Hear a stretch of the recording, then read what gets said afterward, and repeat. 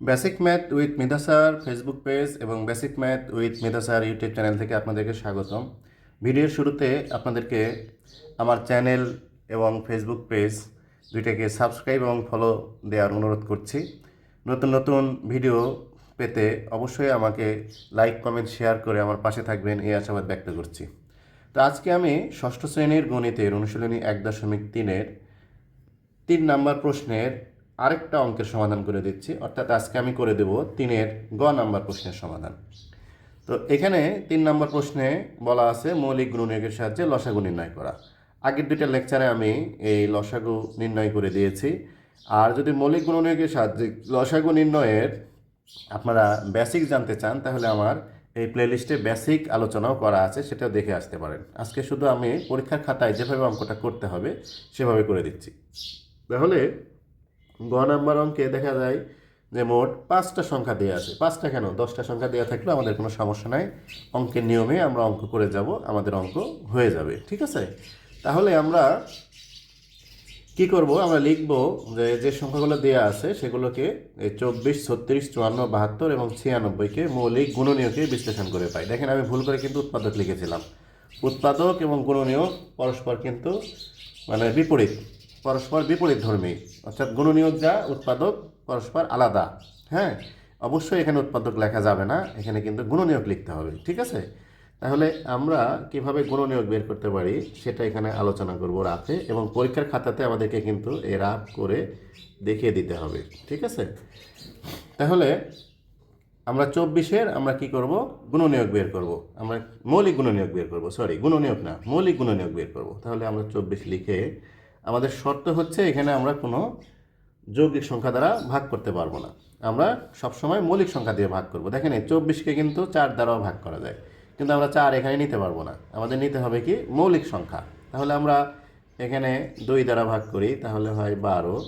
তারপরে আবার 2 দ্বারা ভাগ করি, তাহলে হয় 6। তাহলে আবার 2 দ্বারা ভাগ করি, তাহলে হয় 3। তাহলে আমরা যদি 24কে মৌলিক গুণনীয়কে বিশ্লেষণ করি তাহলে আমাদের হয় এই 2 গুণ 2 গুণ 2 গুণ হলো 3। ঠিক আছে, আচ্ছা, এরপরে আছে 36। তাহলে 36কে করি আমরা 2 দ্বারা ভাগ, তাহলে হয় 18। আবার 2 দ্বারা, তাহলে হয় 9। আর 2 দ্বারা যায় না, 3 দ্বারা, 3 3 9।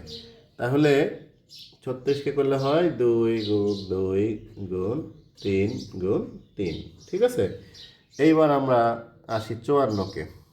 54, তাহলে 2 27 দুগুণ 54, তাহলে 3 3 9 27, আবার 3 3 3 9। তাহলে 54কে মৌলিক গুণনীয়কে বিশ্লেষণ করলে হবে এই 2 গুণ এই 3 গুণ এই 3 গুণ এই 3, 3টা 3 একটা 2। এবার 72কে আমরা মৌলিক গুণনীয়কে বিশ্লেষণ করব।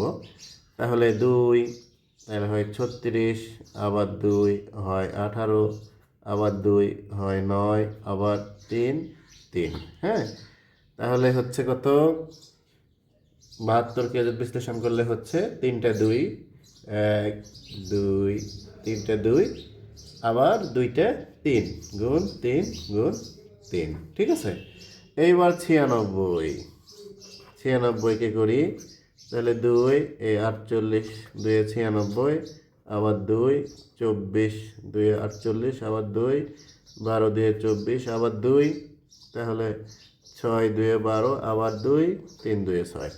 তাহলে 96কে করলে হচ্ছে কত, 1 2 3 4 5টা 2, 1 2 3 4, এই 5টা 2, তারপরে কি হচ্ছে একটা 3। ঠিক আছে, এখন এখানে আমরা মৌলিক গুণনীয়কের বিশ্লেষণ করেছি। এবার বিশ্লেষণ করে আমরা 24-এর মৌলিক গুণনীয়ক সমূহ কী কী পেলাম সেটা আমরা লিখব। তাহলে পেলাম হচ্ছে এই 1টা 2 2, এই 3টা 2 আর একটা 3 পেলাম। হ্যাঁ, তারপরে 36-এর আমরা মৌলিক গুণনীয়ক সমূহ কী কী পেয়েছিলাম, এখানে এই যে এই সেম জিনিসটাই এখানে, শুধু এখানে গুণ অবস্থায় থাকবে, এখানে কমা দিয়ে দিয়ে লিখতে হবে। ঠিক আছে, তারপরে এই 36-এর এখানে পেলাম কি কি, এই 2, এখানে আরেকটা 2, একটা 3, আরেকটা 3। ঠিক আছে, তারপরে আমরা এই 54 কী কী পেয়েছিলাম, একটা 2 পেয়েছিলাম, তিনটা 3 পেয়েছিলাম, তাহলে একটা 2, তারপরে 3 3 3। তারপরে 72 কী পেয়েছিলাম, তিনটা 3 দুইটা 2, তাহলে এই 72 পেয়েছিলাম তিনটা 2 দুইটা 3, তাহলে 1 2 3, আর এখানে মোট দুইটা 3। এইবার 96 পেয়েছিলাম পাঁচটা 2, তাহলে 1 2 3 4 5, আরেকটা পেলাম 3। তাহলে আমরা মৌলিক গুণনীয়ক সমূহ পেয়ে গেলাম। আমাদের লসাগু নির্ণয় করতে হবে কি, এই মৌলিক গুণনীয়কের মাধ্যমে লসাগু নির্ণয় করতে হবে।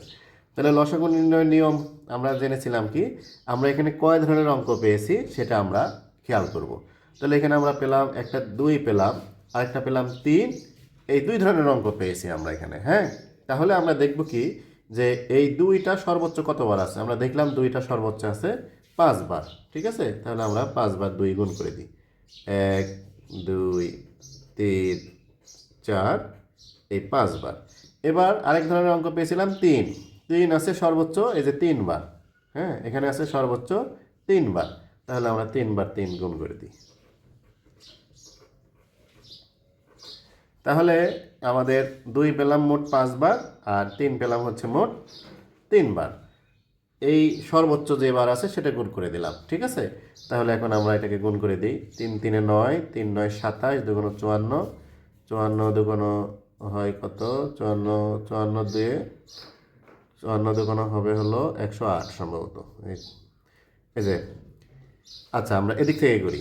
2 2 4, 2 8, 2 16, 2 32, 32 গুণ 3, এই যে 32 গুণ 3, 3 2 6, 3 3 9, তাহলে এই পর্যন্ত আসলাম কিন্তু আমরা 96, 96 গুণ আবার 3, তাহলে 3 6 18 8, হাতে থাকে 1, 3 9 27, আর একে 28, 288, একে আবার 3 গুণ অবস্থায় আবার 3, তাহলে হবে কত, 3 8 24 4, হাতে থাকে 2, 3 8 24 আর 2 26 6, হাতে থাকে কত, 26 6 হাত থেকে 2, 3 2 6 2 8, সমান হবে হলো 864। এটাও রাফের অংশটাকে কিন্তু এইভাবে করে আলাদা করে দিতে হবে। ঠিক আছে, এটা অঙ্কের সাথে মেশানো যাবে না, এইভাবে করে দিলে কোনো সমস্যা নাই, স্যার যেন পরিষ্কারভাবে বুঝতে পারে যে এই অংশটা রাফের অংশ। হ্যাঁ, তাহলে 864, অতএব নির্ণয় লসাগু হবে কত, 864। তো এইভাবে করে আমরা এই মৌলিক গুণনীয়কের সাহায্যে লসাগুর যত ধরনের অঙ্ক থাকুক না কেন এভাবে করে আমরা করে ফেলতে পারবো। তো আশা করি আপনারা ভিডিওটা বুঝতে পারলেন এবং অঙ্ক শিখতে পারলেন। তো ওই একই অনুরোধ আরেকবার আপনাদেরকে করি, সেটা হচ্ছে কি যে আমার এই YouTube channel basic math with Medha স্যারকে অবশ্যই আপনারা সাবস্ক্রাইব করে রাখবেন নতুন নতুন ভিডিও পেতে। আর যদি ফেসবুক পেজ থেকে দেখে থাকেন তাহলে basic math with Medha sir এই ফেসবুক পেজটাকে আপনারা ফলো দিয়ে রাখবেন, লাইক কমেন্ট শেয়ার করে অন্যকে দেখার সুযোগ করে দেবেন, এই আশাবাদ ব্যক্ত রেখে শেষ করছি। সবাই ভালো থাকুন, সুস্থ থাকুন, আল্লাহ হাফেজ।